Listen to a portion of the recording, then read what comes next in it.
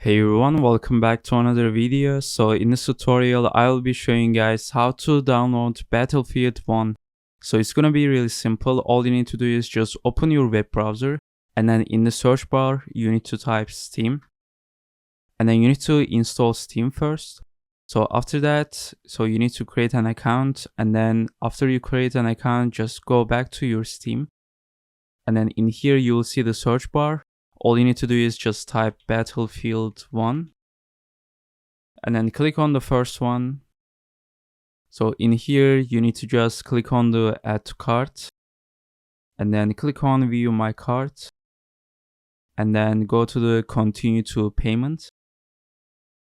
So in this section, you need to just choose how you want to pay, and then you can just enter your informations in here. After that, click on continue and then make a payment. So after you buy the game, all you need to do is just go to your library, and then in here you need to find Battlefield 1. Just click on it and then click on install. So this is how to download Battlefield 1. See you guys in the next tutorial.